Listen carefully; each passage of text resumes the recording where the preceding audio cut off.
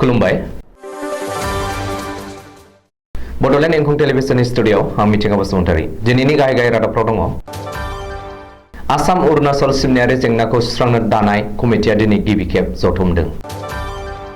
गुवाहाटी मुलुग सोलोंसालिनि भिसिनि मुङाव प्रफेसारनिफ्राय रां लुथिदों रायजोनि मोननै जायगायाव दुथाङा गुलि गावदों गसाइगावआव उन्दै बैसोनि सिख्लाखौ हाबा खालामनो थांनानै आलासि जानांदों 2 नं माकथाइगाव गामिनि सासे सेंग्राया बरमायाव बिपिआइ दोलोआ फैगौ 26 आगस्तआव मुसलपुराव बायदि मोनफुंनांगौ दाबिखौ लानानै धरनाजों लोगोसे गोसोखां बिलाइ जिल्ला बेंगिरिनि आखायाव गथायगोनखौ लानानै सावराय जथुमा खुंफुंदों गसाइगाव फरायसालिमायाव बिबुंगोराफोरनि बोराय पेन्सन मासिनि थाखाय धरना बरमायाव जैविक आदबजों बानायनाय खानस्रिनि हासार फाननानै गावखौनो सुंथानो हादों आइजोफोरा बाक्सानि सालबारियाव मोनसे सोमोनांथाव जाथाय रांनि लबाव हिन्दुनिफ्राय इस्लाम धोरोमाव बास्लायदों दुलाराय आसाम एनपिएस सोरखारि मावफारिया एसोसिएशनआ पेन डाउन हरताल खालामदों डक्टर लीलाधर ब्रह्म रुंसारि जानायाव बर' रेबग्रा जथुम आरो बर' थुनलाइ आफादा दुखु फोरमायदों दानिया फैदो आबुं रादाबाव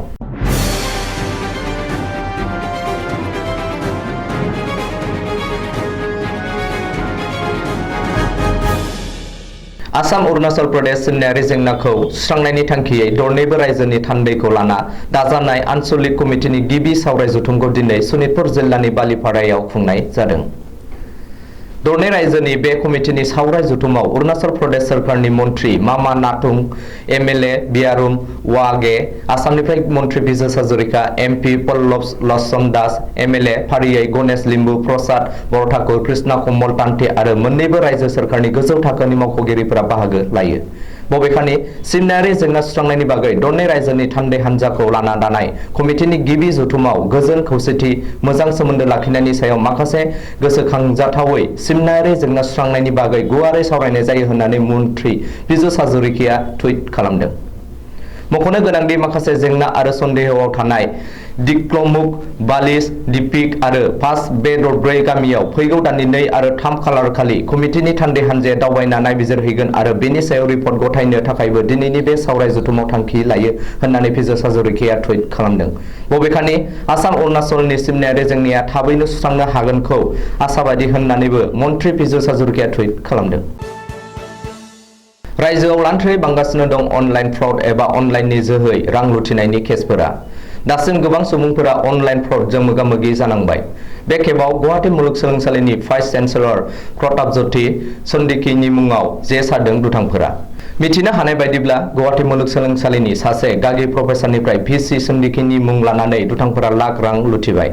गुवाहाटी मुलुगसोलोंसालिनि जुग्राफि बिफाननि प्रफेसार अनुप सयकियाया अनलाइन लुथिनायजों मोगा-मोगि जादों रिपर्टनि बायदिब्ला थांनाय 14 आगस्त खालिनो 7722991836 नाम्बारनिफ्राय भिसि प्रताप ज्योति सन्दिकीनि वाट्सएपआव मेसेज फैदोंमोन आरो वाट्सएप मेसेजनि गेजेरजों भिसिआ मदद बिहरना एमाजन पेनि गिफ्ट कुपन बायनो खावलायदोंमोन ओरैहाय प्रफेसार अनुप सयकियाबो मुलुगसोलोंसालिनि भिसिनि मुंनिफ्राय फैनायनि थाखाय 1 लाख रांनि कुपन बायदोंमोन नाथाय मुलुगसोलोंसालिनि रेजिस्टारनिफ्राय फैनाय मेसेजआव गासैखौबो रोखा जायो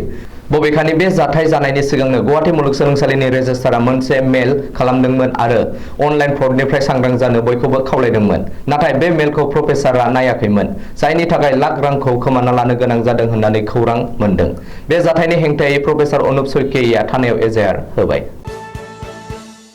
रायजोनि गुबुन गुबुन मोननै जायगायाव दुथांफोरा गुलि गावनाय जाथाया सोराङाव फैदों मिथिनो हानाय बायदिब्ला गिबि जाथाया सनितपुर जिल्लानि बालिपारा गुदामघाटआव जादों सालेह आहमेद मुंनि सासे सुबुङा सुरज आली मुंनि सुबुंखौ गुलि गावदों गुलि नांजाना जखम जानाय हालोदावबो सुरज आलीखौ गोबौ हाथियारजों गाग्लोबदों बे जाथायनि उनाव पुलिसा सानैखौबो एरेस्ट खालामो बबेखानि सालेहजों लोगोसे 22 पिस्तल थरब्रै गोगो गुलि गंसे सुरि आरो गंसे खारखौ बोखांनो हादों होनना पुलिसा फोरमायदों गुबुन फारसे गवालपारानि लखिमपुरावबो गुलि गावदों होनना मिथिनो हादों लखिमपुराव सुरां दंफां फालांगिरिफोरा नावजों खारखुमा लांनो नाजानाय समावनो हाग्रा बिफाना गुलि गावदों सुइदुर इस्लाम मुंनि 2 नं सेंग्राया सोनाब बेंगल कचबिहार जिल्लानि सराइदेव गामिनि सासे 17 बोसोरनि सिख्लाखौ हाबा खालामनो लाबोनानै थांनाय हराव पुलिसजों खाजादों हाबा खालामबाय थानाय समावनो स्रोद सुलुंनि गेजेराव खौरां मोननानै साबकाटा पुलिस शिव प्रसाद कलितानि दैदेननायाव हाबा खालामनो थागथियारि खालामनाय समावनो गामिनि गोरायुंनि हेफाजाबजों शहीदुल इस्लाम आरो सिख्लानि बिबथै मकबुल हुसैनखौ खायो। शहीदुल इस्लाम आरो सिख्लानि बिबथै मकबुल हुसैननि सायाव गसर होनानै दोननाय जाबाय। भटार्स पार्टी इन्टारनेशनेल थामहिनबा बिपिआइ हानजाया साफ्रोमबो भारतनि नोगोरारिनो भटारशिप मोननांगौखौ लानानै सोमावसारनाय एबा सोरखारखौ नारसिनबोबाय थानाय बादिनो बाक्सा जिल्ला बिपिआइआबो फैगौ 26 आगस्टआव मुसलपुराव साफ्रोमबो भटार्सआ भटारशिप मोनथारनांगौ, सोरखारा नोगोरारिफोरनि आद्रा थानाय खामानिखौ मावफुंनाय आरो बाक्सा जिल्लानि सिङाव थानाय नयाबस्ति खैरानि गेजेराव थानाय फाग्ला दैमानि सायाव दालां लुनाय बायदि दाबिखौ लानानै धर्ना आरो जिल्ला बेंगिरिनि जोहै गिबि मन्थ्रि आरो बिटिसिनि गाहाय मावफुं सोद्रोमानिसिम गोसोखां बिलाइ गथायनायखौ लानानै बिपिआइनि सोद्रोमाफोरनि गेजेराव बरमायाव मोनसे सावराय जथुम्मा खुंफुङो। बे धर्ना लानाय हाबाफारियाव गासै बाक्सा जिल्लानि 8,000सो बिपिआइनि मावथि बिथांमोना बाहागो लागोन होननानै फोरमायदों बाक्सा जिल्ला बिपिआइनि गाहाय नेहाथारि राजकुमार बर' बिथाङा। बे सावरायनाय जथुम्मायाव आसाम हादोरसा बिपिआइनि लेङाइ आफादगिरि शिवेन दास, बाक्सा जिल्लानि बिपिआइ कमिटिनि गासै सोद्रोमाजों लोगोसे बरमा ब्लक कमिटि बिपिआइनि सोद्रोमा बिथांमोना बाहागो लायो। मख'जाथावदि बे सावराय जथुम्मानि गेजेरजोंनो राजखान्थि उदांस्रिनि सुद्रायनाय प्राइमारि थाखोनि फोरोंथाइ मोननाय गासै 150 सुबुंफोरनो फोरमान बिलाइबो राननानै होनाय जायो। अल आसाम एनपिएस एमप्लयिज एस'सिएशननि बानजायनायाव दिनै गोदान पेन्सन मासि मोननांगौनि दाबिजों गसाइगाव फरायसालिमानि बिबुंगोराफोरा दिनै 7 घन्टानि धर्ना हाबाफारि लादों।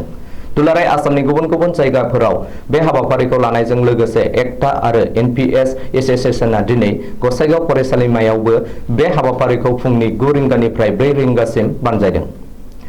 दिनैनि बे गोलाव सम धर्ना हाबाफारिनि गेजेरजों बिथांमोना आसाम सोरखारखौ गावसोरनो मोननांगौ दाबिखौ गनायथि होनो खावलायदों। आसाम सोरखार आरो मिरु सोरखारा गावसोरनि एनपिएस मोननांगौखौ गनायाब्ला फैबाय थानाय समाव उदाङै सोमावसारगोन होननानैबो फोरमायदों जिउग्राफि बिफाननि गाहाय रियन बसुमतारी बिथाङा। आइजोफोरखौ जौगाखांहोनो थाखाय सोरखारा बायदि गुबुन गुबुन मावबिथांखिफोर लानाय समावनो बाक्सायाव खायसे आइजोफोरा जैबिक आदबजों खानस्रिनि हासार बानायना गावसोरखौनो रां खामायना नखर सुंथानो हादों। बाक्सा जिल्लानि टिहु बरमा जौगाखां खोन्दोनि देवसरा गामिनि रिमझिम सेल्फ हेल्प हानजानि आइजोफोरा मुखुब जादों खानस्रिनि हासार बानायनायाव। आसाम राज्यो ग्रामीण जीविका अभियान टिहु बरमा जौगाखां खोन्दोनि आइजोफोरा 50,000 रां मण्डल थाखोनि आफाद गुसुङै CLF निफ्राय दाहार लानानै जागायदोंमोन खानस्रि हासार बानायनाय खामानिखौ। गावनि न'आवनो जैबिक आदबजों खानस्रि हासार बानायनाय दारिमिनाव मुखुब जानाय आइजोफोरा दाबो गावखौनो गसंथानो हानायखौ फोरमायदों।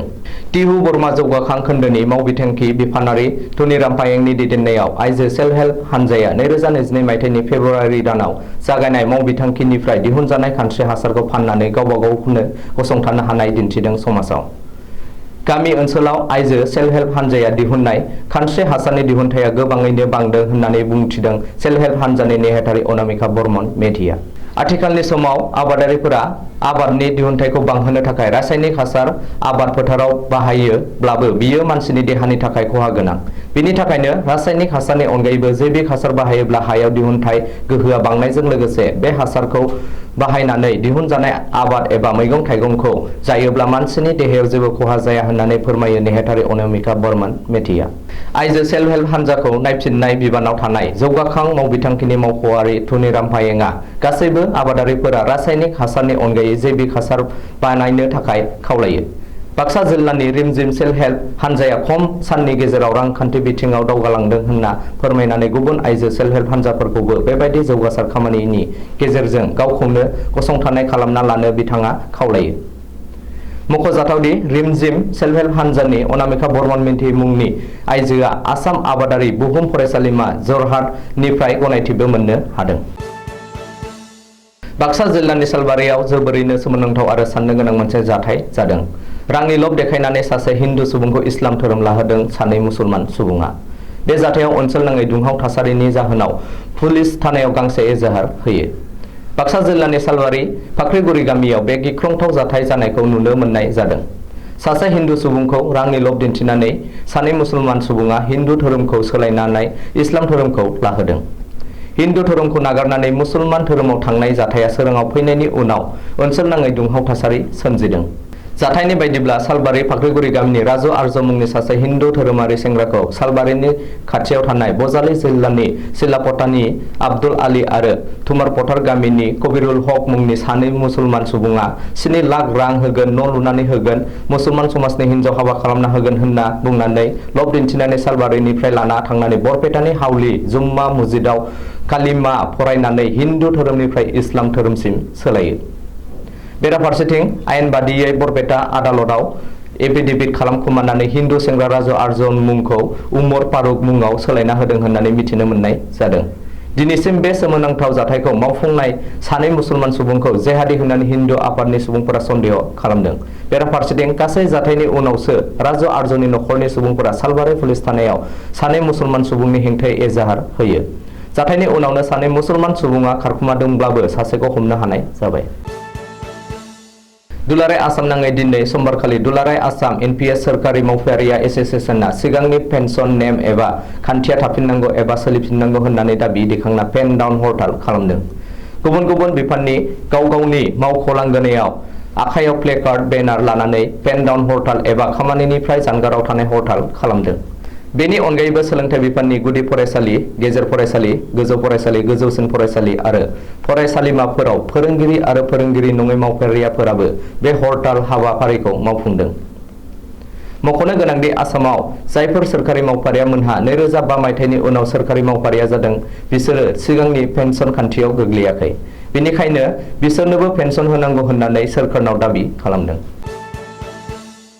बर' हारिमु सिबिग्रा आरो जर'खा लिरगिरि बिजिरसंग्रा लोगोसे आथिखालाव दुलाराय बाथौ गौथुमनि आफादगिरि डक्टर लीलाधर ब्रह्मनि अबथिरा रुंसारि जानायाव बर' रेबग्रा जथुम आरो बर' थुनलाइ आफादा प्रेस बिबुंसारनि गेजेरजों गोथौ दुखु मोननाय फोरमायदों। डक्टर लीलाधर ब्रह्मआ दुलाराय बर' हारिमु आफाद जोनोम जानाय समनिफ्रायनो बे हारिमु आफादजों गोथौ सोमोन्दो दंमोन आरो थारैनो बर' हारिमु आफादजों गोथौ सोमोन्दो थानायजों लोगोसे बर' राव थुनलाइ जौगानायाव गोख्रों बिहोमा होदोंमोन। रुंसारि जानाय समाव दुलाराय बाथौ गौथुमनि गागि आफादगिरि बिबानखौ रुजुननानै दंमोन। डक्टर लीलाधर ब्रह्मनि जिउमाया सोरगोआव आलो गोजोनै थाहैनो हाथों होननानै बर' रेबग्रा जथुम आरो बर' थुनलाइ आफादा अबंलावरिनि खाथियाव आर'ज गाबनाय फोरमायदों। दिनैनि रादाबा एसेनोसै। गोजोन्थों।